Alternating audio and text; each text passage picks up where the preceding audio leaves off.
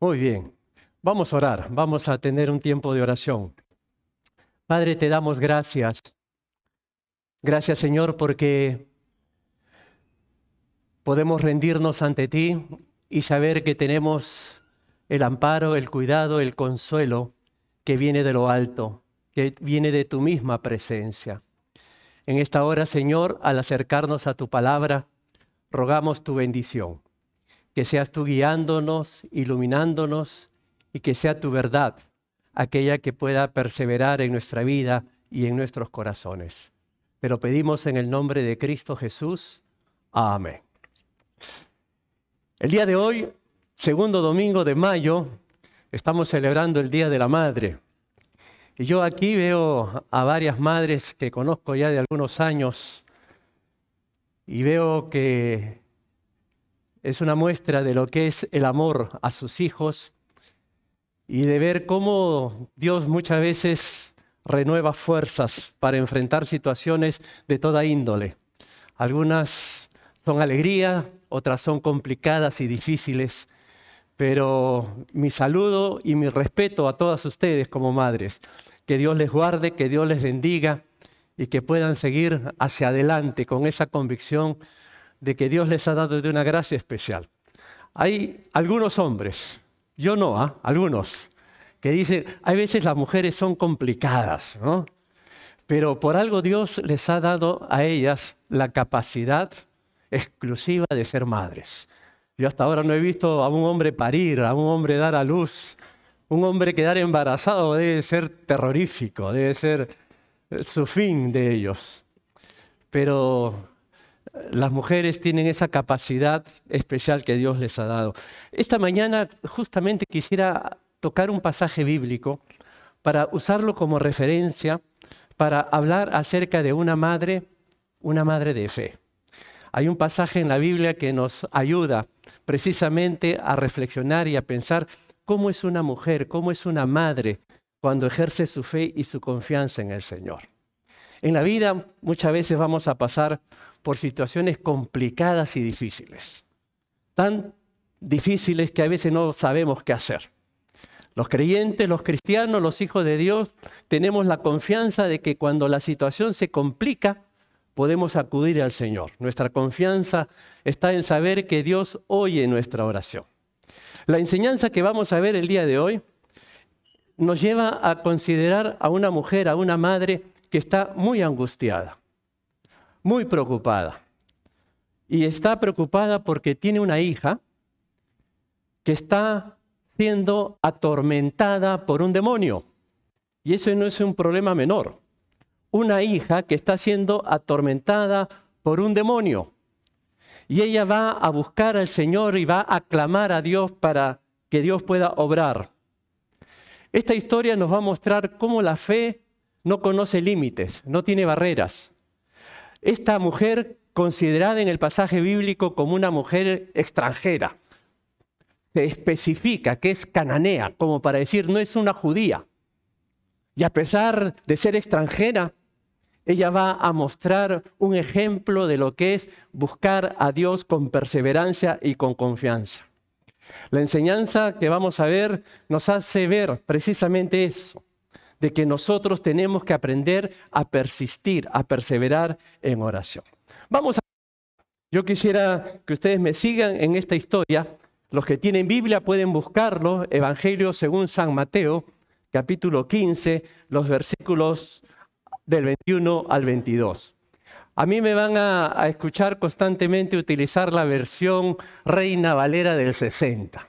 ¿Y por qué la uso? Porque yo soy pegado a la antigua, ¿no? Si bien es cierto, hay términos que son difíciles y complicados, muchos de ellos se acercan al texto literal.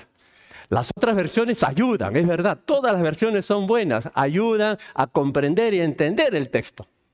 Pero yo me quedo con la reina de las versiones, ¿no? La Reina Valera del año 60, que dice así comienza. Saliendo Jesús de allí, se fue a la región de Tiro y de Sidón. Y aquí una mujer cananea que había salido de aquella región clamaba diciéndole: Señor, hijo de David, ten misericordia de mí. Mi hija es gravemente atormentada por un demonio. Y yo quisiera que ustedes presten atención en primer lugar a estos primeros versos. Para comenzar, vemos la escena que Jesús está saliendo a la región de Tiro y de Sidón. Estas ciudades ya se encuentran al norte de Jerusalén, en la zona del Líbano. Ya no está en Galilea, ya no está en Judea, territorio judío. Ahora está pasando a un territorio habitado mayormente por gentiles. Pero la razón por la que él se dirige hacia allá es porque todavía allí va a encontrar algunos judíos que van a necesitar escucharle y ver el obrar que él tiene en persona. Pero noten el primer verbo, saliendo. En el griego aparece el término éxodo, que todos nosotros conocemos. Cuando pensamos en el éxodo, nosotros recordamos esas escenas cuando el pueblo de Dios sale de Egipto rumbo a la tierra prometida. Pues la palabra éxodo es justamente esa palabra que aparece ahí, saliendo. Y es la misma palabra que se repite a continuación cuando dice que esta mujer salía, ¿no? Salía de aquella región, saliendo ella. Donde vemos pues entonces que esta escena de ella salir, el éxodo, bajo todo un contexto en lo que habla búsquedas, salidas, hacia aquello que tiene que ver con redención, con salvación, con esperanza, con vida nueva. El mensaje que vamos a ver aquí precisamente nos hace ver cómo Dios empieza a obrar en territorios que no necesariamente tiene que ver con el territorio al cual Él fue enviado en prioridad. Y dice allí que ella había salido de aquella región. Y noten lo primero que hace esta mujer. Dice que empezó a clamar. Cuando tú escuchas que alguien está clamando, quiere decir que es alguien que está levantando la voz, que está hablando a viva voz. A pesar de ser ella una extranjera, una cananea, como se dice allí, miren ustedes qué es lo que ella dice. Jesús, hijo de David. Un reconocimiento especial. La gente de su pueblo no reconocieron a Jesús como el Mesías, como el hijo de David. En cambio, esta mujer extranjera, esta mujer que está en otros lados, ella sí percibe, este es el hijo de David, este es el Mesías, este es el Salvador, este es el que puede hacer algo por mi situación tan complicada que estoy viviendo. En Él tengo la esperanza y lo reconoce como Señor y ella clama. ¿Cuál es su clamor? Su clamor es: Señor, ten misericordia. Una palabrita importante que revela la gran necesidad que tiene ella. Mi hija es gravemente atormentada por un demonio. Cuando una persona pide misericordia, está abriendo las puertas a que Dios obre en su vida. Cuando uno va con soberbias, con prepotencias y con condiciones a Dios, difícilmente se queda así, se queda vacío y se queda sin nada. Una persona que ya empieza a buscar misericordia, empieza a mostrar que Dios está dispuesto a obrar. Una persona que está pidiendo misericordia, ¿saben qué está diciendo? Dios, yo quiero que tú seas el centro de mi vida. Yo quiero que tú hagas algo por mí.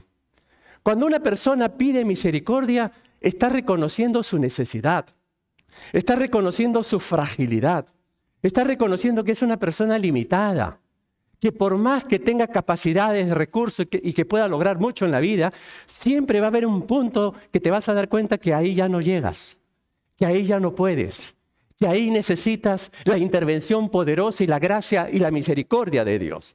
Ella va a reconocer su necesidad.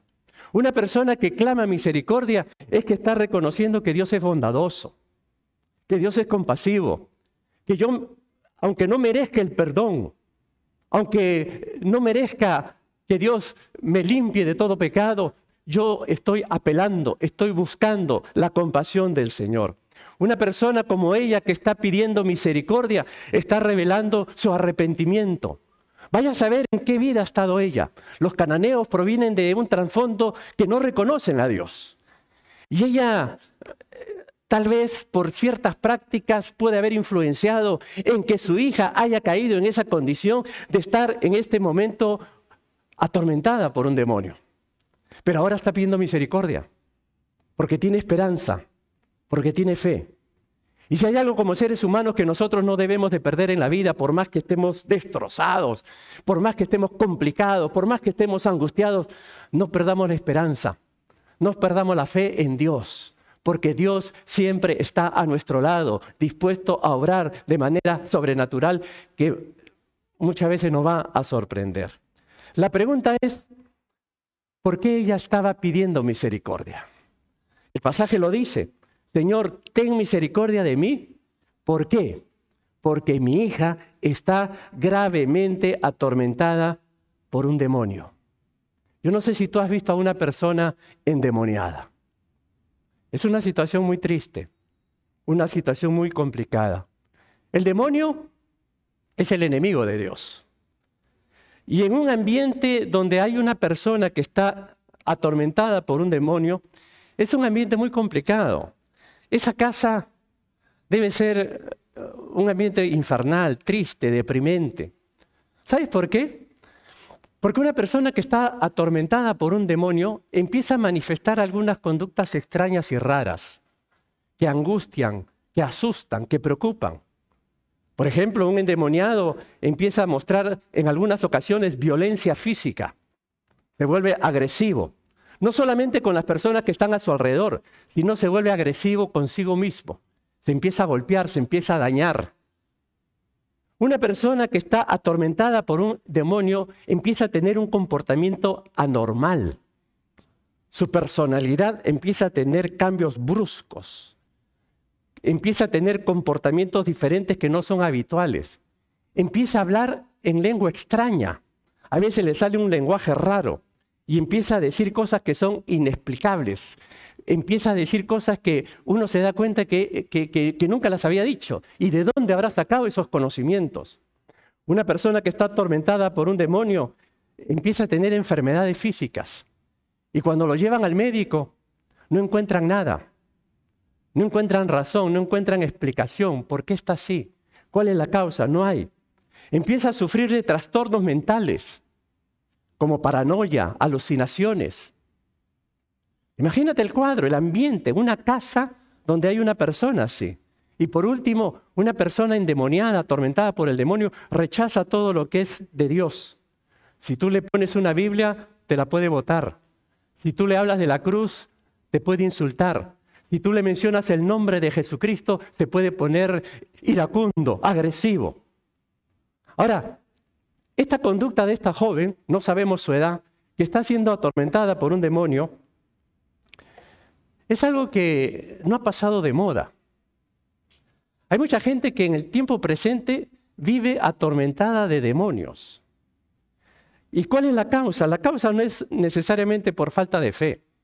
Muchas veces se debe a las prácticas que realizan. Mucha de esta gente practica el esoterismo, la brujería, el espiritismo, el afán de algunos de querer escuchar la voz de su ser querido muerto. Por ejemplo, en estos tiempos que se celebra el Día de la Madre, hay algunos que van a buscar al espiritista porque quieren escuchar a su mamá. Y hacen unos servicios y unos cultos y invocan a los espíritus para que salga la voz de la madre. Todo eso es abrir las puertas a influencias demoníacas. Hay jueguitos como la ouija, los amuletos que se utilizan para espantar el peligro y espantar los males. Las tribus urbanas, ¿saben cuáles son las tribus urbanas? Los punks, los góticos, los hipsters, los metaleros. No te estoy diciendo con esto que todos los que se visten como punks y de esta forma son satánicos. Algunos lo hacen por moda, ¿no? Por figurar, por aparentar. Pero sus raíces, sus fuentes muchas veces es diabólico y que cautivan a mucha gente, a muchos jóvenes. Ahora vemos a esta madre angustiada, su hija, vaya a saber si es la única, atormentada por un demonio. Una crisis, un terrible problema, un terrible dolor. Y a eso nosotros podríamos quizás sumarle otras complicaciones que la vida nos da. A veces nos asaltan problemas, nos asaltan dificultades, crisis conyugales, crisis con los hijos, crisis económica, una enfermedad y todos esos ataques, todas esas dificultades. Y frente a eso, esta mujer nos enseña un paso importante. ¿Y cuál es? Busca a Jesús. Ella recurre a Jesucristo. Ella escucha de Jesús y sale de su zona, sale de su región en búsqueda de aquel que tiene poder para libertar, que tiene poder para sanar, que tiene poder para darnos paz. Porque a veces estamos como endemoniados, dominados por huestes del mal y que lo que necesitamos es la libertad que Cristo Jesús puede dar cuando una persona realmente de corazón se acerca y lo busca a Él. Cristo da paz. Por eso que lo que vamos a ver a continuación nos llama la atención. Yo quisiera que tú observes este detalle. Vemos la primera escena. Esta mujer sale y va a buscar a Jesús. Y ni bien lo ve, le dice, hijo de David, Señor, hijo de David. Le clama en voz alta. Y miren lo que sucede. Pero Jesús no le respondió palabra. Yo quiero que te quedes por un momento pensando en esto. Una mujer clamando a Jesús, ten misericordia de mí. ¿Y qué pasa? Jesús no respondió palabra. Hermano, hay veces hay que aprender el silencio de Dios. Tú le clamas y Dios no te contesta. Tú le ruegas, le suplicas, le lloras, te rindes ante Él y Dios no te dice nada. Y cuando Dios no te dice nada y no te contesta, ahí vienen las preguntas, los cuestionamientos. Es que no tengo fe. Es que estoy en pecado. ¿Por qué? ¿Qué me está pasando? ¿Qué me ocurre? Sigamos leyendo. Jesús no le respondió palabra. Entonces, acercándose sus discípulos, le rogaron diciendo, despídela, pues da voces tras nosotros. Él respondiendo dijo, no soy enviado, sino a las ovejas perdidas de la casa de Israel. Entonces ella vino y se postró ante él diciendo, Señor, socórreme. Esta es una situación que nos sorprende porque por lo general cuando tú lees los evangelios, tú vas a ver que Jesús atiende inmediatamente. Él socorre inmediatamente, Él responde inmediatamente, Él obra inmediatamente. Aquí a esta mujer no le dice nada. No le responde nada. Y dicho sea de paso, pues nos debe ayudar a aprender, a entender que cuando en ocasiones tú clames a Dios, no te sorprendas si Dios no te contesta. No te asustes. Es parte del procedimiento, es parte del obrar de Dios. Tal vez Dios está esperando a ver cómo reaccionas. Esta mujer pudo renegar, pudo protestar, pudo decir, me han engañado, es una farsa, Dios no escucha, Dios no responde a la oración. ¿Cuántas veces somos atormentados por esas voces que nos hacen dudar y nos hacen pensar de que Dios no está allí, que Dios no escucha? Todo lo contrario. Como para aprender, como para entender los silencios de Dios. Hay un texto en el libro, más adelante, en el libro de Sofonías, que dice así, Jehová está en medio de ti, poderoso. Él salvará y se gozará sobre ti con alegría. Y noten esa frase, callará de amor. Callará de amor. Se regocijará sobre ti con cánticos. La acción de Dios de deleitarse y regocijarse con su pueblo con un amor silencioso. De manera silenciosa Él calla. Se queda callado, se queda en silencio. ¡Qué gran lección! Aprendamos que cuando clamas a Dios, hay veces Él no responde.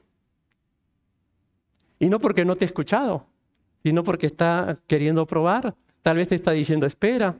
O de repente simple y sencillamente te está diciendo no.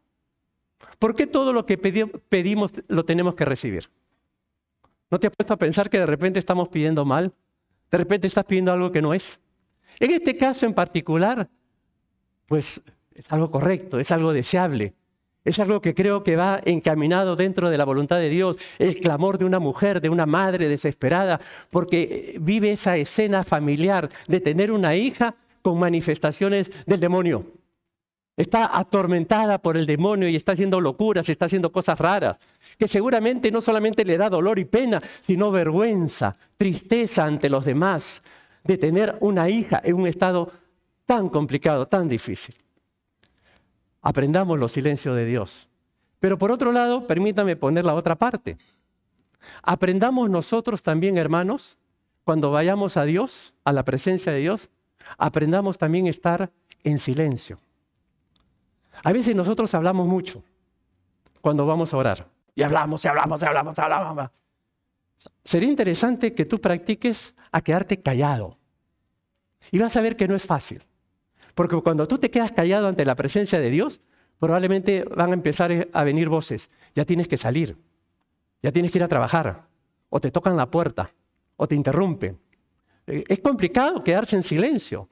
Es complicado querer esperar ese momento en donde el Espíritu Santo ya nos empieza a hablar. Porque nosotros somos los desesperados muchas veces por hablar, por decir, por orar. Practica el silencio.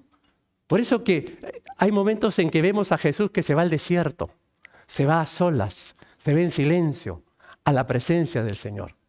Y a veces a nosotros nos toca aprender eso, cosa que no es fácil. Pues bien, mientras Jesús no respondía a esta mujer, los discípulos sí estaban incómodos, ¿no? Los discípulos le escuchaban a ella que clamaba, y decían, bueno, Señor, si tú no vas a hacer nada, despídela. Dile que se vaya, porque está aquí que da voces, sus gritos deben ser tormentosos, que ellos la están escuchando ahí gritar, Jesús, ten misericordia de mí. Entonces miren lo que responde Jesús. Él respondiendo dijo, yo no soy enviado, sino a las ovejas perdidas de la casa de Israel. Aquí también es bueno detenernos un ratito. ¿Saben lo que está diciendo Jesús? Hay un orden. ¿Y cuál es el orden? Que primero Jesús fue enviado a las ovejas, a la casa de Israel. Primero fue enviado a su pueblo. Israel es el pueblo escogido de Dios, no el favorito. Hay una gran diferencia entre ser escogido y ser el favorito. Dios, entre sus planes y su soberanía, lo quiso así lo estableció. Algunos me han dicho, ¿y por qué no escogió Venezuela, no? Como el pueblo escogido de Dios, o por qué no escogió Perú, o por qué no escogió Colombia, ¿por qué tuvo que ser Israel? Pues eso le preguntamos a Él cuando vayamos a su presencia. Eso es su potestad, su soberanía, y no para que la salvación sea solo para los judíos, sino por ahí fue el medio para luego bendecir al mundo entero. O sea, la idea era, entra por Israel, pero para bendecir al mundo entero. Entonces, el Señor lo que está diciendo aquí, hay un orden, ¿no? Que primero fue enviado a las ovejas de Israel. Pablo lo reitera. El apóstol Pablo dice así, porque yo no me avergüenzo del Evangelio, porque es poder de Dios para salvación a todo aquel que cree. Y noten, al judío primeramente. Ahí está el orden. Y también al griego.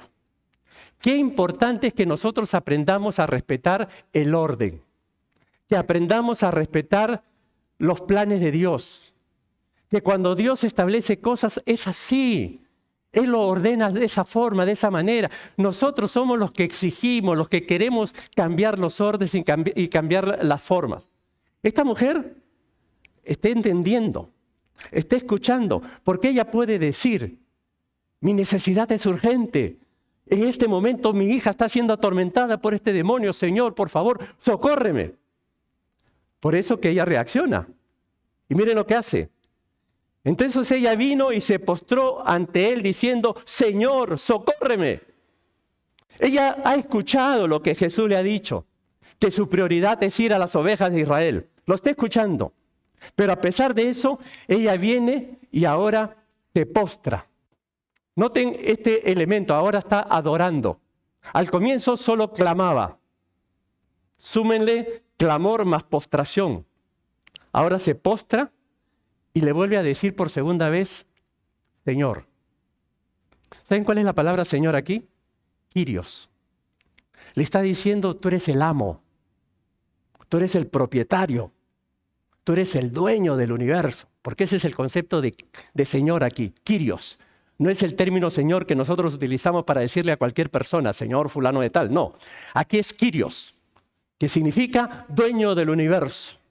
Y miren el concepto, la magnitud de revelación que está teniendo esta mujer de la persona de Jesús. Una extranjera, una cananea.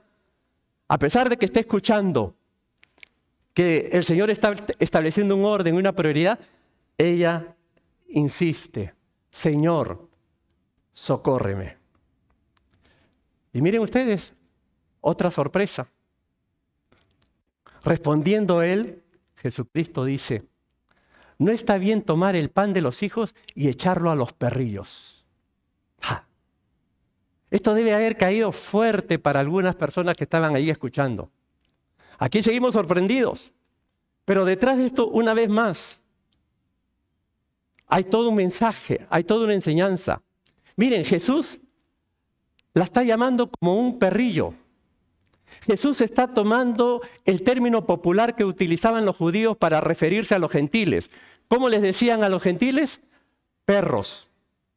Y Jesús, de una manera cariñosa, está diciendo perrillo, como diciendo, para no usar en femenino, porque sería tosco decirle perra, ¿no? Está diciéndole un perrillo, ¿no? Una manera suave, está utilizando el insulto que de manera despectiva utilizaban los judíos para referirse a ellos. Esta respuesta no es lo que ella esperaba. Es una respuesta que tal vez a nosotros, si la analizamos, nos puede sorprender. Jesús le está diciendo a ella que no podía tomar el pan de los hijos porque no era de la familia. El pan que se lo está dando a lo que es el orden, primero a los judíos. Y no es el momento para dárselo a los perrillos. ¿No? Lo está diciendo de manera suave. Te pregunto, hermano, ponte en el lugar de ella. ¿Te sentirías discriminado? ¿Te sentirías rechazado? Algunos probablemente darían media vuelta y dirían, no, que se quede con sus cosas. Me voy a buscar misericordia a otro lado. Pero no. Miren lo que sale de ella. En primer lugar, ella dijo sí. Note, ese sí es clave. ¿Sabes qué está diciendo con ese sí? Señor, yo respeto tu orden. Acepto que primero tienen que comer los de tu familia. Sí. Señor, otra vez, Kyrios, tú eres el amo, el dueño, el propietario del universo. Pero nota esta frase extraordinaria de esta mujer, de esta madre. Pero aún los perrillos, o sea, nosotros los gentiles, comemos de las migajas que caen de la mesa de sus amos. Cuando ella dice esto, ella, por un lado, acepta lo que Jesús está estableciendo, lo respeto. Tú has venido, Señor, a ministrar en primer lugar a Israel. Pero también yo entiendo, Señor, que con una migajita, nada más que con una migajita, es suficiente para que mi hija se sane. Tú eres tan poderoso que con una migaja puedes obrar grandes milagros. Esto se parece, ¿saben a qué? A lo que el mismo Evangelio de Mateo nos relata capítulos antes, cuando habla de un centurión que vino a Jesús para pedir un milagro por su criado. Su criado estaba gravemente enfermo, paralítico. Y este hombre dice, Señor, yo no soy digno de que entres en mi casa, pero solamente di la palabra y mi criado se va a sanar. Tu palabra, una palabrita tuya es suficiente. O como esa mujer que estaba enferma por espacio de 12 años, que tenía el flujo de sangre, que había visitado a muchos médicos y por ninguno había podido ser curada. Cuando ve a Jesús, ¿saben qué hace? Toca, nada más, un toquecito al borde de su manto y fue sanada. Porque Jesús tiene eso, con un pequeño detalle te sana, obra, hace el milagro. Y ella era consciente de ese Señor. Es verdad, yo respeto tu orden. Tú has venido en primer lugar a darle el alimento, la comida a tu familia, a Israel. Pero cuando caiga una migaja, es suficiente para que tú obres ese milagro en mi propia vida y en la vida de mi hija. Acto seguido, Jesús se queda admirado. Y ese ese OH es clave. ¿Saben por qué? Porque aquí está enfatizando la grandeza de la fe que manifestó esta mujer. Oh mujer, grande es tu fe. Hágase contigo como quieres. Y su hija fue sanada desde aquella hora. Un ejemplo, querido hermano, que cómo la fe puede mover montañas. Y cuando la fe es sincera. Hay veces, algunos han exagerado y han querido, como se dice vulgarmente, torcerle el cuello a Dios y obligar a Dios a hacer ciertas cosas. Pero Dios es soberano. Y en este caso Él quiso, al ver la grandeza de fe de esta mujer, obrar inmediatamente para que su hija pueda ser librada de ese demonio que la tenía atormentada. Oh mujer, grande es tu fe. Y la escena pues nos muestra que su hija fue sanada en ese instante. Él no tuvo que ir, no tuvo necesidad de ir hasta donde estaba la hija. Simplemente como efecto inmediato de la fe tan grande que ella demostró, obró el milagro. La gran enseñanza, mi hermano, es: ten fe en Jesucristo. Ten fe en Él, que Él obra de manera poderosa. Y no te rindas ante los supuestos y opiniones que puedan aparecer. Créele a Dios. A veces nosotros nos dejamos influenciar por lo que la gente opina, por lo que el otro dice. Cree lo que dice la Biblia, no lo que el otro opina. Cree lo que dice la palabra de Dios. Por eso hay un dicho que dice allí: no te rindas. Recuerda que muchas veces la última llave es la que abre la puerta. Esta mujer no se rindió. Esta mujer, a pesar de escuchar ahí el rumor de los discípulos que decían: Señor, ya despídela. A pesar de ver el silencio, Jesús se quedó callado al comienzo, no respondió nada. Después que el Señor le establece el orden y le dice: mira, yo he venido primero para Israel. Yo primero tengo que darle de comer a Israel. Esta mujer siguió confiando, porque el Señor es grande en misericordia.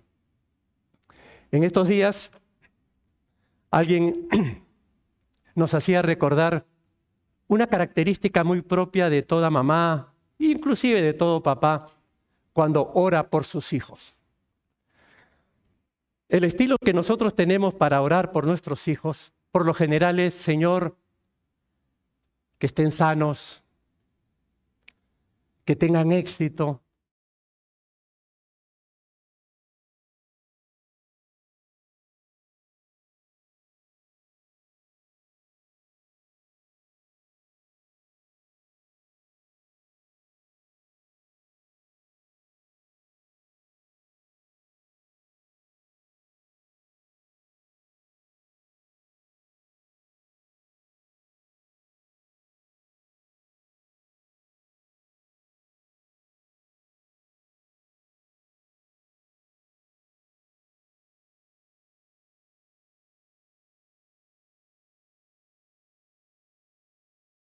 Para el tiempo que esté en la tierra.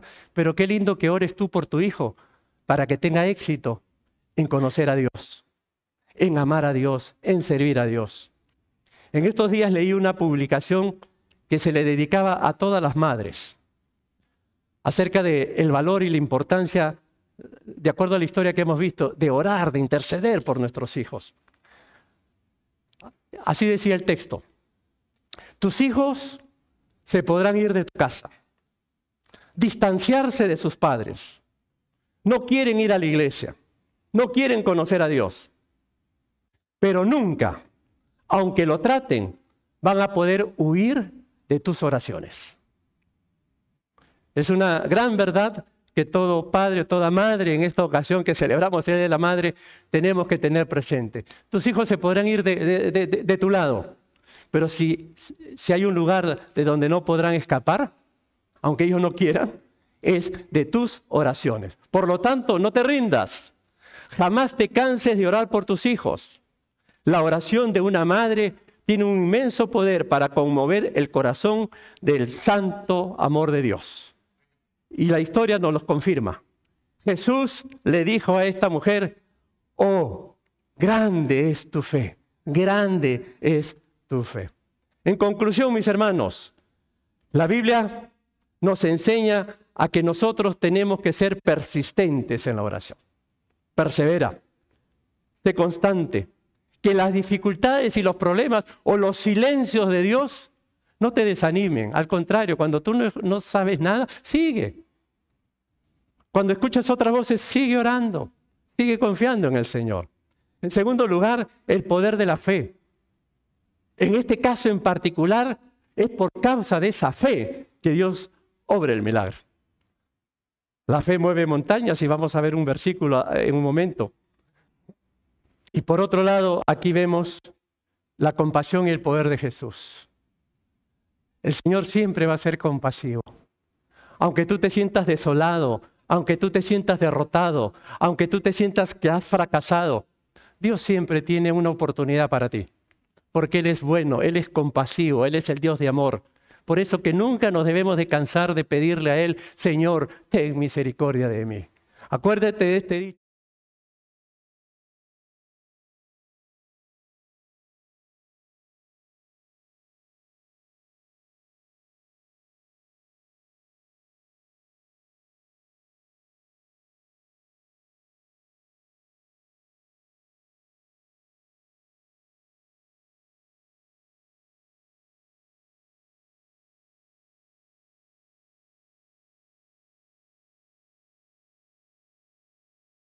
De Él, para estar confiados en Él, para saber que Él está allí presente para sostenernos y guardarnos. Miren este verso, con este terminamos. No está allí, yo se los leo. Aparece en el Evangelio de Mateo, capítulo 21. Dice así, respondiendo Jesús les dijo, de cierto os digo, que si tuviereis fe y no dudareis, no solo haréis esto de la higuera, sino que si a este monte le dijereis, quítate y échate en el mar, será hecho. Y todo lo que pidiereis en oración creyendo, lo recibiréis. Jesús está diciendo que si tuviereis fe y no dudareis. ¿Por qué? Porque a veces podemos dudar. Hay creyentes que tienen fe, pero dudan. Creo, Señor, pero no creo. Creo, pero estoy dudando. Por eso, mi hermano, si algo que yo podría terminar diciéndote acerca de qué poder hacer cuando nuestra situación se complica, cuando estamos pasando por una situación dificultosa, te digo 3 consejos. Número 1, ora con fe. Número 2, ora con fe. Y número 3, ora con fe. Esos 3 consejos repetitivos, como para que una vez más, de forma reiterada, nos demos cuenta que la oración con fe es la clave para poder estar plenamente seguros y confiados en el obrar de Dios. Ora con fe.